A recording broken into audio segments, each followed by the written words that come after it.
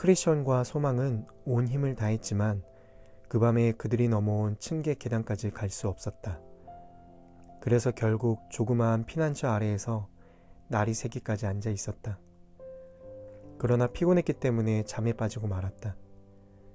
그들이 누워 자고 있는 곳에서 멀지 않은 곳에 의심의 성이라고 부르는 성이 있었고 그 성의 주인은 절망 거인이었다. 두 순례자는 지금 절망 거인의 땅에서 자고 있었다. 절망 거인은 아침에 일찍 일어나 자신의 땅을 돌아보다가 자신의 땅에서 자고 있는 크리스천과 소망을 붙잡았다. 거인은 거칠고 난폭한 목소리로 두 순례자에게 일어나라고 명령했다. 그리고 그들이 어디서 왔으며 자신의 땅에서 무엇을 했는지 물었다. 두 사람은 거인에게 자신들이 순례자이며 길을 잃었다고 대답했다. 그러자 거인이 너희는 내 땅을 침범해 짓밟고 누워 잤기 때문에 나와 같이 가야겠다라고 말했다. 거인은 그들보다 힘이 세었기 때문에 두 순례자는 거인에게 끌려갔다. 두 순례자는 아무 말도 할 수 없었다. 잘못이 자신들에게 있다는 것을 알고 있었기 때문이다. 거인은 두 순례자를 몰아 자신의 앞에 가게 했고 그들을 자신의 성의 어두운 지하 감옥에 가두었다. 두 순례자는 감옥의 더러움과 악취를 견딜 수가 없었다. 이곳에서 두 순례자는 수요일 아침부터 토요일 밤까지 빵 한 조각과 물 한 방울 없이 한 줄기 빛도 없이 어떻게 해야 할지 물어볼 사람도 없이 누워 있어야 했다. 그들에게는 친구나 아는 사람에게서 격리되었다는 것이 최악의 상황이었다. 감옥에서 크리스천은 갑절로 슬펐다. 왜냐하면 자신의 잘못된 주원 때문에 이런 공경에 빠졌기 때문이다. 절망 거인에게는 아내가 있었는데 그녀의 이름은 무기력이었다. 절망 거인이 잠자리에 들어갔을 때 그는 자신이 한 일에 대해서 아내에게 이야기했다. 즉, 자신의 땅을 침범한 두 사람을 잡아서 자신의 지하 감옥에 쳐넣은 것을 말했다. 그리고 그는 자신이 그들을 어떻게 처치하는 것이 좋을지 물었다. 그러자 그녀는 그들이 어떤 자들이며 어디에서 왔고 어디로 가는 자들인지 남편에게 물었다. 거인이 그녀에게 대답하자 그녀는 남편에게 아침에 일어나서 그들을 무자비하게 때리라고 조언했다. 그래서 거인은 아침에 일어나서 야생 사과나무 몽둥이를 가지고 지하 감옥에 있는 순례자들에게 내려갔다. 순례자들이 거인에게 기분 나쁜 말을 하지도 않았는데 거인은 그곳에서 개에게 하듯이 그들에게 욕설을 퍼부었다. 그리고 순례자들에게 달려들어서 무섭게 때렸다. 순례자들은 매 맞는 것 외에는 어떤 것도 할 수 없었고 바닥에 내동댕이 쳐졌다. 이렇게 한 후 거인은 순례자들이 자신들의 어려움에 대해서 애곡하고 슬퍼하도록 내버려 두었다. 그래서 두 순례자는 종일 한숨과 쓰디쓴 애통함으로 시간을 보냈다. 다음 날 밤 거인의 아내는 남편과 그들에 대해 이야기를 나누었다. 거인의 아내는 그들이 살아있다는 말에 그들이 스스로 목숨을 끊도록 만들라고 거인에게 충고했다. 아침이 왔을 때 거인은 전과 같이 확고한 마음으로 그들에게 내려갔다. 그들이 전날 매맞은 상처로 괴로워하는 것을 본 거인은 그들에게 말했다. 이 장소에서 결코 빠져나갈 수 없으니 칼이나 밧줄이나 독약으로 스스로 목숨을 끊어라. 왜 이런 고통을 받느냐라고 말했다. 그러나 순례자들은 나가게 해달라고 말했다.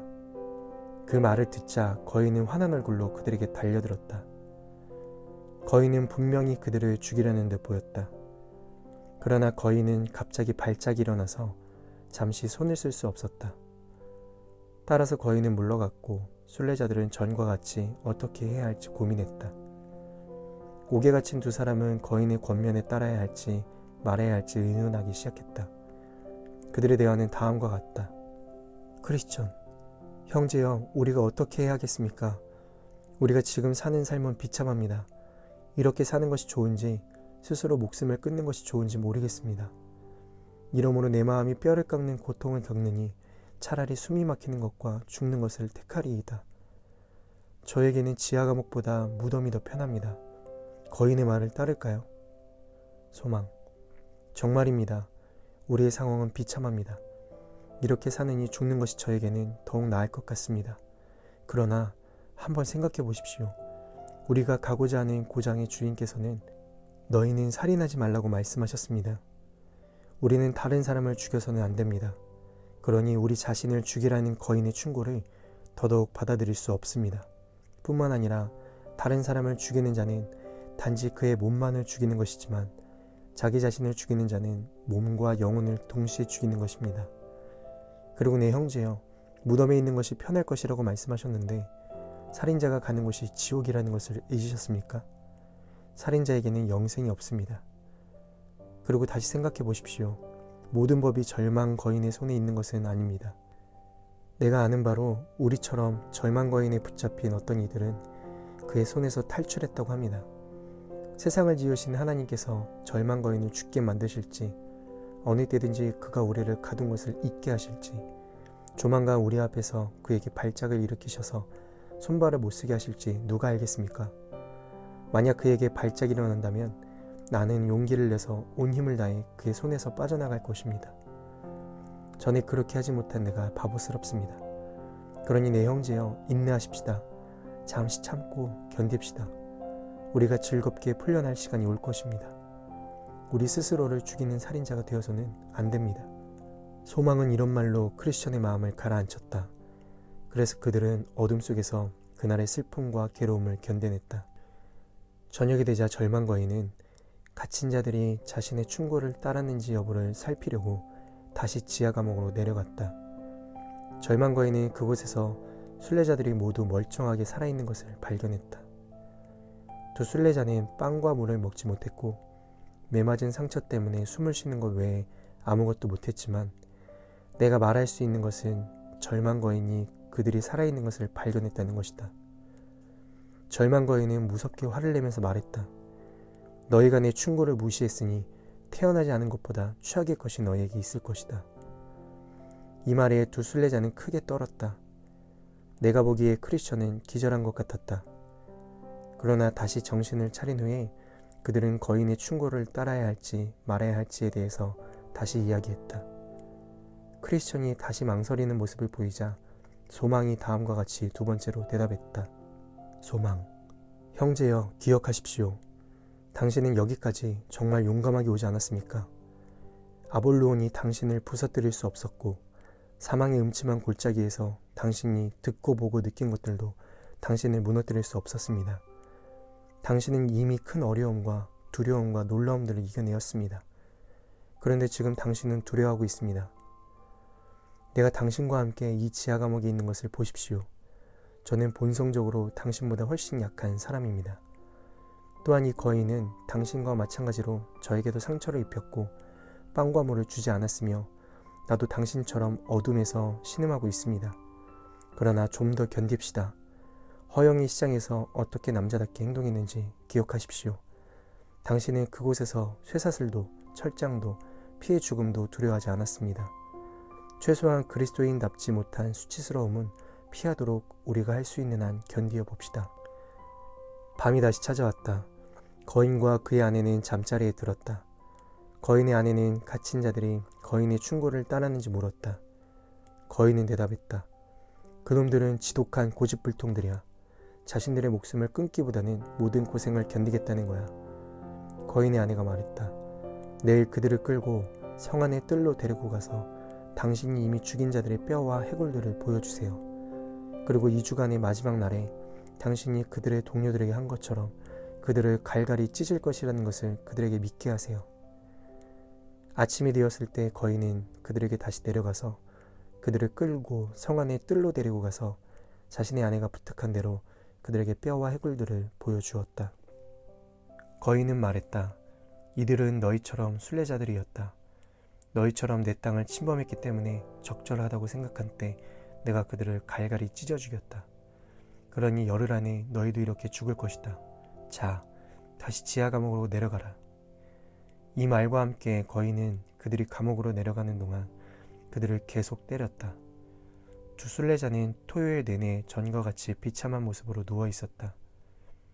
밤이 왔을 때 절망 거인과 그의 아내인 무기력은 잠자리에 들었다. 그들은 다시 두 순례자들에 대해서 이야기했다. 늙은 거인은 자신의 매질과 충고로도 그들을 죽이지 못할까봐 걱정했다. 거인의 말에 아내는 대답했다. 나도 걱정됩니다. 그들이 누군가가 자신들을 구해줄 것이라고 바라거나 자물통을 부술 수 있는 도구를 가지고 탈출할 소망을 갖고 있는 것 아닙니까?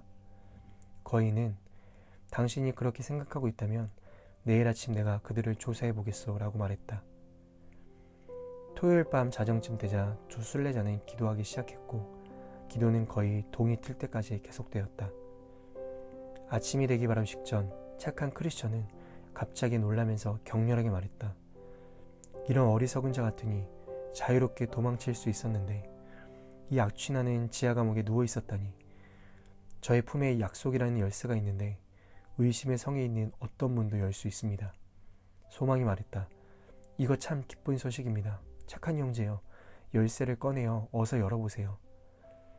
크리스천은 자신의 품에서 열쇠를 꺼내어 지하 감옥의 문을 열기 시작했다. 열쇠를 돌리자 자물쇠의 고리가 빠지면서 문이 쉽게 열렸다. 그리고 크리스천과 소망은 빠져나왔다. 성 안에 뜰로 나가는 바깥문도 역시 열쇠로 쉽게 열 수 있었다. 마지막으로 철로 된 성문에 이르렀다. 굳게 잠겨 있었지만 이 문 역시 열쇠로 열 수 있었다. 그리고 빨리 빠져나가기 위해서 열린 문을 밀었다. 그러나 성문이 열리면서 삐걱거리는 소리가 났고 이 소리에 절망 거인이 깼다. 절망 거인은 두 순례자를 잡으려고 급히 일어났지만 다시 발작이 일어나서 사지를 쓸 수 없어서 순례자들을 뒤쫓아갈 수 없었다. 순례자들은 계속해서 달려갔고 왕의 대로에 이르렀다. 거인의 관할권에서 벗어났기 때문에 이제 그들은 안전했다. 계단을 넘어선 그들은 나중에 오는 사람들이 절망 거인의 손에 빠지지 않도록 이 계단에다가 무엇인가를 해야겠다고 궁리하기 시작했다. 두 순례자는 그곳에 기둥을 세우기로 하고 기둥에다가 다음과 같은 문구를 새겨 넣었다. 이 계단을 넘어서면 의심의 성으로 가게 됩니다. 절망 거인이 의심의 성을 지키고 있으며 그 자는 천성의 도시의 왕을 멸시하고 그의 거룩한 순례자들을 죽이려고 합니다. 그것을 읽고 뒤에 오는 많은 사람이 위험을 피했다. 이 일을 마친 후 그들은 다음과 같이 노래를 불렀다. 우리가 가던 길에서 벗어나서 발견한 것은 우리가 금지된 땅을 걷고 있는 것이었네. 뒤에 오는 자에게 주의하게 해서 그들이 우리와 같이 부주의에 빠지지 않게 하세. 그들이 그곳을 침범해서 감옥에 갇히지 않도록 하세. 50일 신앙성벽 쌓기 37번째 시간, 오늘의 주제는 의심의 성과 절망 거인입니다. 샛길 초원의 길로 들어섰다가 큰 낭패를 본 크리스천과 소망은 다시 순례의 길로 돌아가기 시작했습니다. 그러나 폭우로 인해 돌아가는 길이 쉽지 않았고 얼마 가지 못해 곧 밤이 되었습니다. 할 수 없이 피난처를 찾아 잠을 잤으나 이 두 사람이 찾은 피난처는 절망 거인의 영내에 속해 있는 곳이었습니다. 잘못된 피난처에서 쉽게 잠에 빠진 두 사람은 영내를 순찰하던 절망 거인에 의해 발견되기까지 잠을 자고 있었습니다. 두 순례자는 잘못된 길에서 시온의 길로 돌아가기까지 간절한 기도와 용서와 하나님의 도우심을 구해야 했습니다. 그러나 잘못된 피난처를 찾았고 그곳에서 모든 영적 활동이 중단되고 말았습니다. 두 순례자가 잘못된 피난처를 찾았다는 것은 자신들의 죄를 잠시 감추려는 시도를 하였다는 것을 의미합니다. 죄를 감추려는 시도 가운데 영적 게으름에 빠졌고 결국은 절망 거인의 손에 붙잡히고 말았습니다. 따라서 이 장면은 용서와 그리스도를 찾고 구하는 것에 있어서 잠시 쉴 때 더 큰 어려움이 온다는 것을 가르쳐 주고 있습니다. 크리스천과 소망이 잠을 잔 곳은 의심의 성에서 멀지 않은 곳이었습니다. 절망 거인은 잠을 자고 있는 두 순례자를 깨워 자신의 땅에 침입했다는 죄를 부과하여 그들을 감옥에 가두었습니다. 성과 성주의 이름인 의심과 절망은 그리스도 안에 있는 평안을 발견하기 전까지 심령 속에서 연속적으로 일어나는 영적 상태를 의미합니다. 의심은 불신앙과 긴밀하게 연결되어 있습니다. 의심은 성과 같은 특징을 가지고 있어서 사람들을 의심 속에 가두어서 빠져나올 수 없도록 만듭니다. 그리고 절망은 거인과 같아서 영혼을 꽉 붙잡고 놓아주지 않습니다. 두 순례자는 거인의 힘을 당해낼 수 없었죠. 거인의 힘이 너무 세서 어떤 저항도 할 수 없었습니다. 따라서 두 순례자가 거인 절망에게 붙잡혀서 의심의 성의 감옥에 갇히게 되었다는 것은 어떤 도움도 얻을 수 없는 영적 상황에 빠졌다는 것을 의미합니다. 자유와 빛과 소망을 회복할 수 있는 방법이 도무지 없는 상태에 빠지게 된 것이죠. 두 순례자가 처하게 된 지독한 상황은 하나님께서 자신의 백성을 징계하실 때 나타나는 현상입니다. 예를 들어 요나는 하나님의 말씀에 불순종하여 도망갔는데 모든 것이 잘 될 것 같았지만 바다에서 풍랑을 만나 바다로 내던져지게 되었고 결국 물고기 뱃속에 갇히게 되었습니다. 하나님의 성도가 이러한 상황에 빠졌다면 하나님 앞에 열심히 울부짖어야만 합니다. 다윗은 이러한 상황 속에서 열심히 기도했고 요나도 물고기 뱃속에서 회개하면서 열심히 기도했습니다. 그러나 오늘 두 순례자의 믿음은 점점 더 식어가고 있었습니다. 감옥에 갇힌 지 4일째 토요일 밤이 되었을 때 두 순례자는 비로소 기도하기 시작했습니다. 기도는 주일 새벽까지 계속되었습니다. 두 사람은 기도하는 가운데 크리스천의 가슴속에 약속이라고 하는 열쇠를 기억했습니다. 두 순례자는 의심의 성 안에 있는 어떤 문도 열 수 있는 약속의 열쇠를 가지고 탈출했습니다. 두 사람은 수요일 아침에 절망 거인에게 잡혔는데 토요일 밤이 되기까지 기도라고 하는 은혜의 수단을 사용하지 않았던 것입니다. 마침내 하나님께서 기도라는 은혜의 수단을 사용하게 하심으로 영혼의 부흥이 일어나게 하셨고 하나님의 약속의 말씀을 기억나게 하셨습니다. 약속의 열쇠는 의심의 성에 어느 문도 열 수 있었습니다. 이것은 하나님의 도우심에 대한 확신이 회복된 것을 의미합니다. 또한 열쇠로 문을 여는 것은 하나님 말씀으로 믿음을 실행하는 것을 나타냅니다. 믿음을 실행시킴으로써 의심을 물리칠 수 있게 되었던 것이죠. 이처럼 기록된 하나님의 말씀은 은혜의 회복에 있어 중요한 수단입니다. 하나님 말씀 속에는 그리스도의 용서의 확신이 있습니다. 말씀을 직접적으로 적용하여 의심과 두려움을 물리칠 수 있는 것입니다. 두 순례자가 결국 약속이라는 열쇠를 발견한 시점은 주일이었습니다. 청교도들은 주일을 영혼의 장날로 여겼는데 영혼에 필요한 것을 모두 사드리는 날입니다. 주일은 하나님의 백성이 모여서 예배하며 하나님의 말씀을 들으며 영혼을 강력하게 만드는 날입니다. 존 버년이 주일 아침에 두 순례자가 의심의 성에서 탈출하는 장면을 묘사하는 이유는 주일의 중요성을 가르치기 위해서였습니다. 두 사람은 의심의 성을 탈출하여 다시 왕의 대로로 돌아왔습니다. 다시 순례의 길로 돌아온 그들은 다른 사람들이 샛길 초원으로 들어서서 의심의 성으로 빠지지 않도록 기둥을 세우고 팻말을 붙였습니다. 이 장면에서 두 순례자의 온전한 회개의 증거를 볼 수 있습니다. 순종의 길인 왕의 대로에서 기뻐하였으며 다른 사람이 같은 오류에 빠지지 않게 하기 위해 경고했던 것이죠. 두 순례자는 샛길 초원으로 돌아섰다가 의심의 성에 갇히게 되었고 그곳에서 쓰디쓴 경험을 하였습니다.